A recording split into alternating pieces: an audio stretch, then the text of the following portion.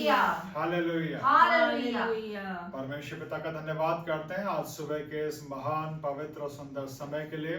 ये सुंदर समय एक बार फिर से हम सब के जीवन में आया कि हम सब परमेश्वर की प्रेजेंस में आए और परमेश्वर को वर्शिप करें और उसके नाम की अपने परमेश्वर पिता का धन्यवाद करते हैं और परमेश्वर की स्तुति, परमेश्वर की महिमा करते हैं।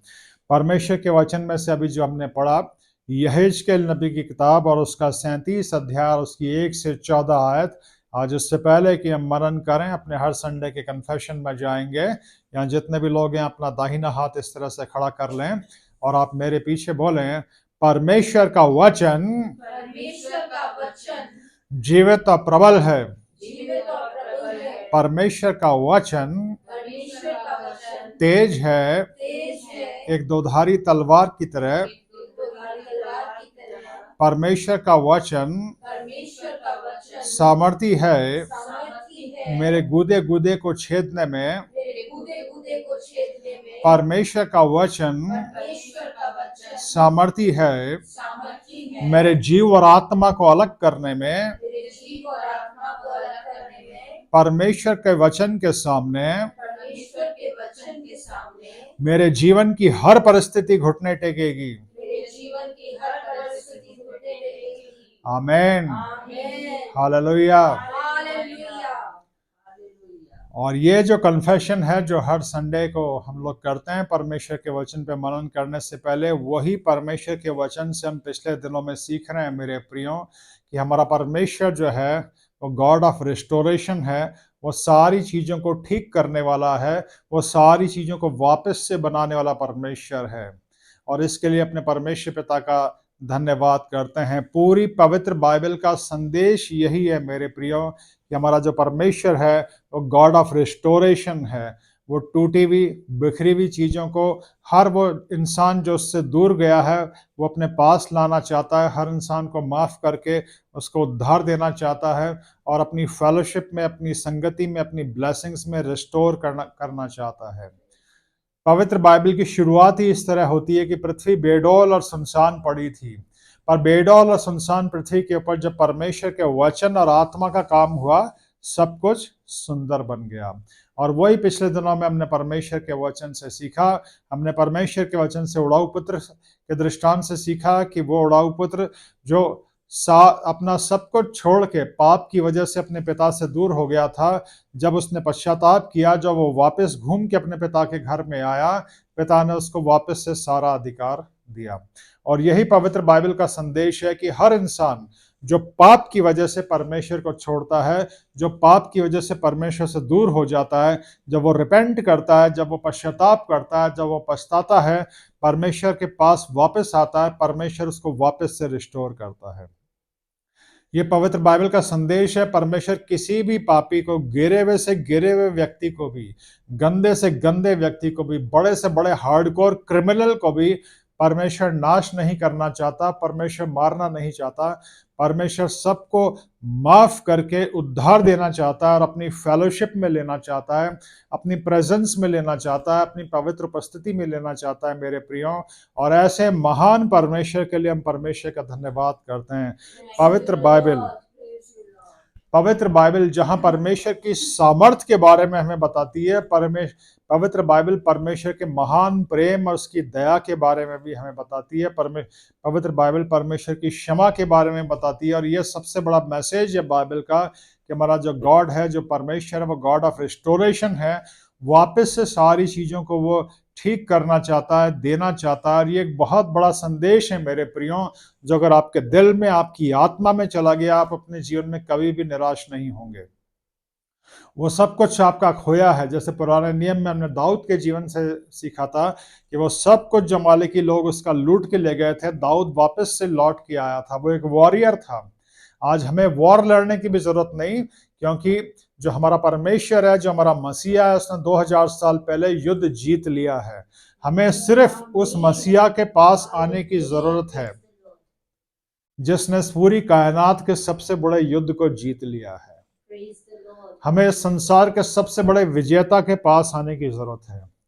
जो इस संसार का परमेश्वर है, जो इस पूरी सृष्टि को बनाने वाला परमेश्वर है, जिसने आज से 2000 साल पहले सलीब पे एक बड़ा युद्ध जीता, हमें उसके पास आने की जरूरत है और हमारा जीवन जयवंत बनता चला जाएगा मेरे प्रिय। गॉड ऑफ रिस्टोरेशन के थर्ड पार्ट को आज परमेश्वर के वचन से हम देखेंगे और सीखेंगे, और यहेजकेल नबी की किताब से हम देखेंगे और सीखेंगे। यहेजकेल नबी की किताब 37 अध्याय 1 से 14 आए।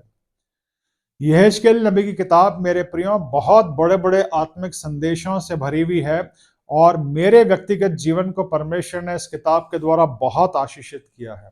मेरे आत्मिक जीवन को इस किताब के द्वारा परमेश्वर ने बहुत आशीषित किया। इस किताब के अंदर बहुत बड़े और सुंदर आत्मिक संदेश हैं, जो अगर आपके हृदय और आपके आत्मा में चले गए, आप अपने जीवन की किसी परिस्थिति से कभी निराश नहीं होंगे। यहेजकेल नबी की किताब शुरू होती है जब ये इजरायली लोग जो पाप की वजह से, अपने परमेश्वर को छोड़ने की वजह से बंधुआई में चले गए थे, बॉन्डेज में थे, बेबीलोन की गुलामी में थे। बहुत भयानक इनके हालात थे, बहुत भयानक इनके हालात थे। सब गुलाम थे। उन्हीं गुलामों के बीच में एक याजक बैठा था, जिसको परमेश्वर ने अपना प्रॉफिट भी बनाया, और उसका नाम था यहेजकेल। वो भी गुलाम था, गुलामों के बीच में बैठा था। हो सकता है जंजीरों से जकड़ा हुआ बैठा हो, गुलामों के बीच में गुलामों की तरह बैठा था। परमेश्वर का याजक था, परमेश्वर का प्रॉफिट था। उसकी शारीरिक दशा तो क्या थी कि वो एक गुलाम था, और अपने लोगों के साथ गुलाम बना के ले जाया गया था, और गुलामों के बीच में बैठा था। लेकिन मेरे प्रियो, उसका शरीर जहां गुलाम था, जंजीरों में था, उसकी आत्मा पूरी तरह से परमेश्वर के साथ कनेक्टेड थी, और परमेश्वर उसको आत्मिक संसार के दृश्य दिखाते हैं। परमेश्वर उसको बड़े बड़े अद्भुत दर्शन देते हैं। परमेश्वर उसको आत्मा में, शरीर से स्पिरिट में ट्रांसफॉर्म करके आत्मिक संसार को दिखाते हैं, आत्मिक संसार की बातों को दिखाते हैं। सोचिए मेरे प्रियो, एक व्यक्ति जिसके बारे में उस समय लोग सोचते होंगे अब तो इसकी याजकीय सेवा समाप्त हो गई, प्रोफेटिक मिनिस्ट्री खत्म हो गई, अब तो ये गुलाम बन गया, गुलामों के बीच में बैठा है। बाहर लोग देख रहे थे कि ये गुलामों के बीच में बैठा है, पर अंदर उसकी स्पिरिट परमेश्वर के साथ कनेक्टेड थी। अंदर उसकी आत्मा परमेश्वर के साथ एक आत्मा थी, और ऐसी एक आत्मा थी कि परमेश्वर उसको बहुत ही अद्भुत दर्शन देते हैं। पवित्र बाइबल के अंदर कुछ किताबें ऐसी है जिनके अंदर आपको बहुत अद्भुत दर्शन दिखेंगे, आत्मिक संसार का वर्णन और आत्मिक संसार के बारे में परमेश्वर अपने लोगों को सिखाते हैं और बताते हैं, जैसे दानियल नबी की किताब, यहेजकेल नबी की किताब और प्रकाशित वाक्य। तो इस यहेजकेल नबी की किताब में भी बहुत ही अद्भुत दर्शन देखने को मिलते हैं, और ये सारे अद्भुत दर्शन परमेश्वर के याजक, परमेश्वर के प्रॉफिट को तब मिले जब वो गुलामी में था। संसार को लग रहा था कि अब इसकी याजकीय सेवा समाप्त, इसकी प्रॉफिटिक मिनिस्ट्री खत्म, पर अंदर से उसकी स्पिरिट परमेश्वर के साथ कनेक्टेड थी। बहुत बड़ा मैसेज है इसमें कि आपकी फाइनेंशियल पोजीशन, आपकी इवन फिजिकल पोजीशन भी कैसी है वो इतना मायना नहीं रखता। सबसे ज्यादा मायने ये रखता है कि आपका आत्मिक जीवन कैसा है, आपकी आत्मा परमेश्वर के साथ कनेक्टेड है या नहीं। क्या फायदा उस एक व्यक्ति के जीवन का जो संसार का सबसे धनवान व्यक्ति है, जिसके पास बहुत बड़े बड़े महल जैसे घर हैं, सारी लग्जरी कारें हैं, संसार का सारा पैसा है, लेकिन वो परमेश्वर को नहीं जानता, उसकी आत्मा नरक की आग की तरफ जा रही है। मेरे प्रियो, सबसे बढ़ के मेरा और आपका आत्मिक जीवन है। हमारी आत्मा परमेश्वर से कनेक्टेड होनी चाहिए मेरे प्रियो, और यही उद्धार का संदेश है, यही बाइबल का मैसेज है। परमेश्वर चाहता है कि हम अपने पापों से पश्चाताप करके प्रभु यीशु को अपना उद्धारकर्ता स्वीकार करके सबसे पहले अपनी आत्मा को बचाएं। आत्मा को बचाना सबसे बड़ा और जरूरी है।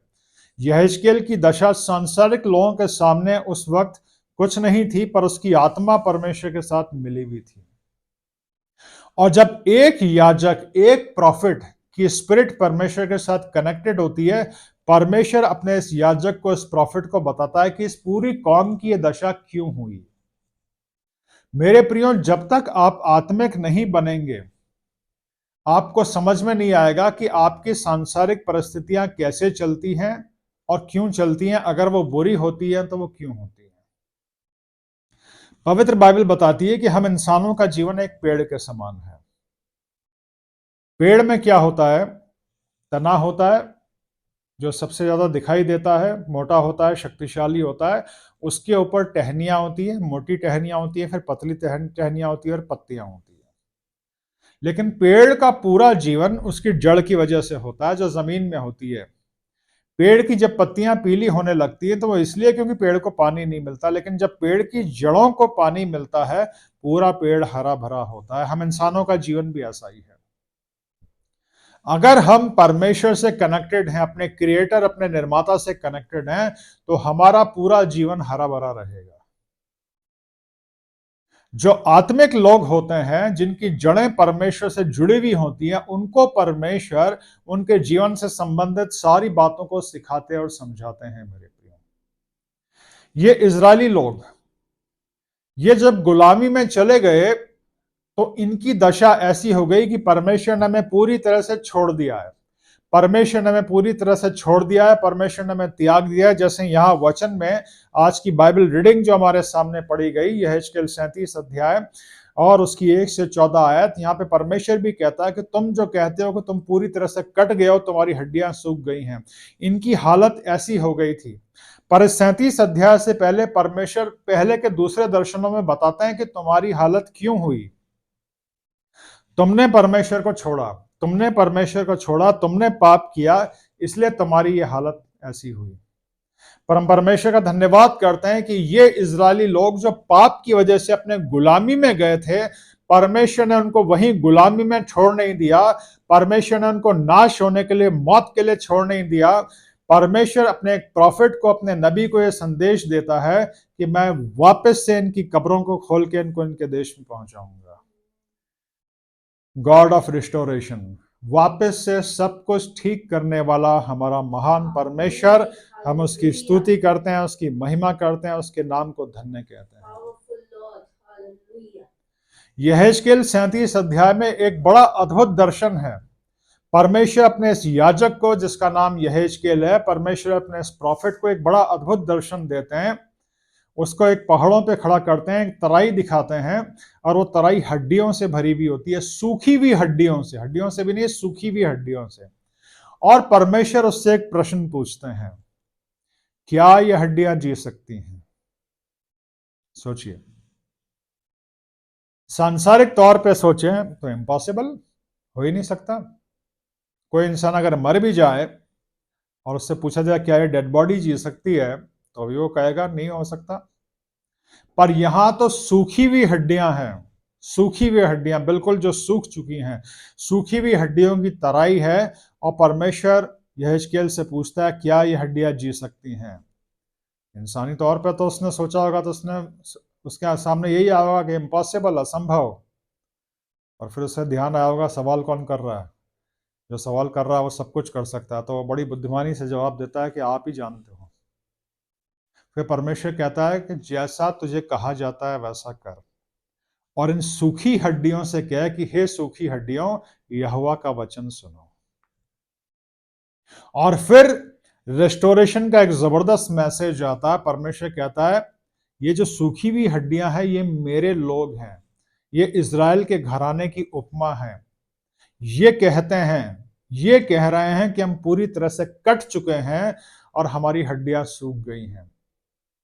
परमेश्वर जिसकी नॉलेज कंप्लीट है, उस समय इजरायलियों की सारी फीलिंग्स को, उनके दुख को जानता था। और परमेश्वर उनसे कहता है, ये वचन हमें बताता है कि जब इजरायली लोग ये सोच रहे थे कि हम परमेश्वर से पूरी तरह से कट गए हैं, हम सूख गए हैं, परमेश्वर को तब भी उनकी चिंता थी, हालांकि उन्होंने पाप किया था। और परमेश्वर तब भी उनके लिए प्लान, उनके लिए योजना बना रहा था।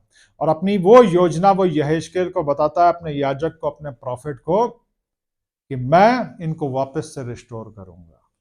धन्यवाद करते हैं हम ऐसे महान परमेश्वर का। ये इजरायली लोग जो अपने पाप की वजह से, अपने परमेश्वर को छोड़ने की वजह से गुलाम हुए थे, लेकिन जब गुलामी में इन्होंने दुख उठाया, जब ये रोए, परमेश्वर को उनके ऊपर दया आई, और परमेश्वर रेस्टोरेशन का मैसेज अपने याजक को, अपने प्रॉफिट को देते हैं, और वो कहते हैं कि मैं इनकी कब्रों को खोल के इनको निकालूंगा, तब ये जान लेंगे कि मैं यहोवा हूं। क्या मैसेज है? परमेश्वर क्या मैसेज देता है कि मैं इनकी कब्रों को खोलूंगा। कब्र जो है डेथ को बताती है, जहां सांसारिक तौर पे, इंसानी तौर पे सब समाप्त हो जाता है ना। लोग कहते हैं ना, जब तक सांस तब तक आस, जब तक जिंदगी है तभी तक कुछ हो सकता है। डेथ, फिजिकल डेथ, कब्र पे सांसारिक तौर पे, इंसानी तौर पे सब समाप्त हो जाता है। तो इंसानी तौर पे इजरायलियों की सोच के अनुसार जब सब कुछ समाप्त हो गया था, परमेश्वर कहता है मैं तुम्हारी कब्रों को खोलूंगा। ऐसे बंधन जिनको तुम सोचते हो कि अब ये बंधन कभी नहीं टूटेंगे, मैं तुम्हारी कब्रों को खोलूंगा, तुम्हारी कब्रों में से मैं तुमको निकालूंगा और वापस से तुम्हें तुम्हारे देश में पहुंचाऊंगा। और जब मैं ऐसा करूंगा तब तुम जान लोगे कि मैं यहोवा हूं। हम परमेश्वर का धन्यवाद करते हैं। हमारा परमेश्वर रिस्टोर करने वाला परमेश्वर है, दया करने वाला परमेश्वर है, अनुग्रह करने वाला परमेश्वर है। ऐसे महान प्रेमी अनुग्रहकारी परमेश्वर के लिए हम परमेश्वर का धन्यवाद करते हैं। आज जितने भी लोग यहाँ मौजूद हैं और जितने लोग बाद में ऑनलाइन इस वचन को सुनेंगे, परमेश्वर आज इस वचन के द्वारा आपसे बात करना चाहता है कि शैतान ने हो सकता है पिछले तमाम दिनों में, वर्षों में आपके दिमाग में, आपके हृदय में ढोल बजाया हो कि तू परमेश्वर से पूरी तरह से कट चुका है, तू परमेश्वर की आशीषों से अलग है, तू नीचे जा रहा है, तू नीचे खाई में जा रहा है, तू अपना सब कुछ गंवा चुका है, तेरे शरीर का कुछ नहीं हो सकता, तेरी बीमारी का कुछ नहीं हो सकता, तेरे फाइनेंस का कुछ नहीं हो सकता, तेरी नौकरी का, तेरे बिजनेस का, तेरे बच्चों का, तेरे लाइफ पार्टनर का कुछ नहीं हो सकता। पर आज परमेश्वर अपने इस वचन के द्वारा आपसे बात करना चाहता है कि वो परमेश्वर जिसने आपको जीवन दिया, वो गॉड ऑफ रिस्टोरेशन है, वो रिस्टोर करने वाला परमेश्वर है, वो सब कुछ ठीक करने वाला परमेश्वर है, वो कब्रों को खोल के उनमें से अपने लोगों को निकालने वाला परमेश्वर है।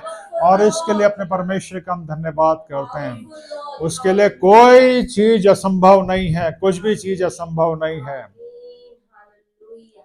पुराने नियम के अंदर हम देखते हैं अब्राहम और सारा के पास कोई संतान नहीं थी, परमेश्वर ने उनको संदेश दिया तो सारा हंसती है। उस वक्त भी परमेश्वर ने सारा को यही बोला, तू हंसी क्यों? क्या परमेश्वर के लिए कुछ मुश्किल है? क्या परमेश्वर के लिए कोई भी काम मुश्किल है? नहीं, परमेश्वर के लिए कुछ भी असंभव नहीं है। एक ऐसा शरीर जो बिल्कुल डेड बॉडी के समान हो गया था, परमेश्वर ने उस शरीर को, सारा के शरीर को इस्तेमाल किया एक ऐसी कौम को बनाने में जिसकी गिनती कभी हो नहीं सकती। हमारा परमेश्वर महान और ऐसे अद्भुत काम करने वाला परमेश्वर है। और यहां वो इसी कौम से, इसी इजरायली कौम से बात कर रहा है, जिस कौम को उसने एक ऐसी स्त्री की कोख से निकाला था जो लगभग डेड हो चुकी थी, बुजुर्ग हो चुकी थी। यही कौम जो अपने पापों की वजह से परमेश्वर से कट गई थी, परमेश्वर अपने वचन और अपने वायदों में सच्चा है। वो वचन, जो वायदे जो उसने इब्राहिम, इसाक और याकूब के साथ बांधे, दाऊद के साथ बांधे, उनको वो कभी नहीं भूला। ये इजरायली लोग बार बार परमेश्वर को भूलते रहे, पर परमेश्वर नहीं भूला। और जब ये इजरायली लोग कह रहे थे हम पूरी तरह से कट गए, हमारी हड्डियां सूख गई हैं, परमेश्वर इस दर्शन के द्वारा उनको बताता है कि वो सूखी हुई हड्डियों में भी जान डालने वाला परमेश्वर है। सूखी हुई हड्डियों की तराई पड़ी थी और वो सूखी हुई हड्डियां एक सेना बन गई। पर यह सब हुआ कैसे? परमेश्वर कहता है जैसा कहा जाता है वैसा कर। और क्या कहा गया कि हे सूखी हुई हड्डियों, यहोवा का वचन सुनो। और अंत में परमेश्वर कहता है मैं तुम में अपना आत्मा समाऊंगा तो तुम जियोगे। हर रिस्टोरेशन होता है वचन और परमेश्वर के आत्मा से। खराब से खराब स्थिति, भयानक से भयानक परिस्थिति ठीक हो सकती है परमेश्वर के वचन और आत्मा से। पवित्र बाइबल की शुरुआत ही इसी से होती है। जब सब कुछ बेडौल और सुनसान पड़ा था, अंधेरा था, परमेश्वर के वचन और आत्मा से पूरी सृष्टि की रचना हुई। और यहां पे यहेजकेल नबी की किताब, उसके 37 अध्याय में हम देखते हैं सूखी हुई हड्डियों की तराई थी। ये सूखी हुई हड्डियां एक सेना बन गई। कैसे? परमेश्वर के वचन से और उसके आत्मा से। परमेश्वर कहता है हे सूखी हुई हड्डियों, यहोवा का वचन सुनो। आज मेरे प्रियो, हमारे सो कॉल्ड मसीह समाज की जो दुर्दशा है वो इसलिए कि परमेश्वर का वचन नहीं सुनते, या वचन सुनते भी हैं तो उस पर ध्यान नहीं देते, उस पर फोकस नहीं करते। जितना आप परमेश्वर का वचन सुनोगे, परमेश्वर के वचन पे ध्यान करोगे, फोकस करोगे, आपकी हड्डियों में जान आएगी, शरीर में जान आएगी, वचन से चंगाई मिलेगी, क्योंकि वचन में निर्माण करने की सामर्थ्य है। जब सूखी हुई हड्डियों ने भी परमेश्वर का वचन सुना, वो जी गई। परमेश्वर सब कुछ कर सकता है। परमेश्वर कहता है मैं तुम्हारी कब्रों को खोलूंगा और तुम्हारे को उनमें से निकालूंगा, और कब्रों को खोल के मैं अपना आत्मा तुम्हारे अंदर समाऊंगा, तुम जी जाओगे। आज हमारे पास पूरी बाइबल है, हम जानते हैं परमेश्वर ने हमारे लिए क्या काम किया।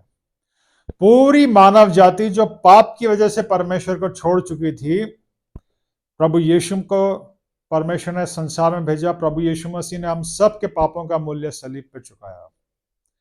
प्रभु यीशु मसीह मारे गए, गाड़े गए, मुर्दों में से वापस जी उठे। हमारा परमेश्वर मौत को हरा चुका है।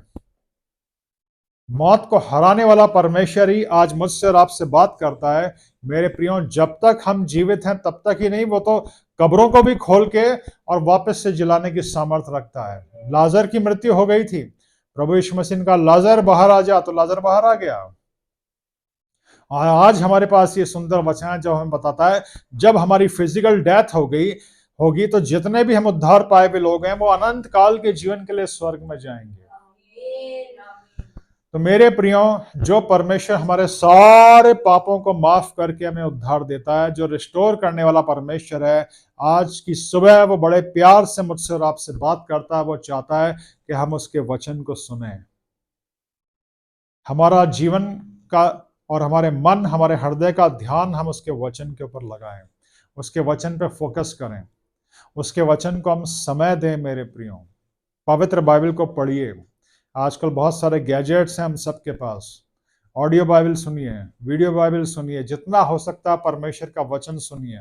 जब आप कार में एक जगह से दूसरे स्थान पर जाते हैं, बजाय इसके कि आप सांसारिक संगीत सुने, कोई सांसारिक बात सुने, परमेश्वर का वचन सुनिए, ऑडियो बाइबल चलाइए, क्योंकि परमेश्वर के वचन में जीवन है। परमेश्वर के वचन में निर्माण करने की सामर्थ्य है। परमेश्वर के वचन में रिक्रिएशन की पावर है।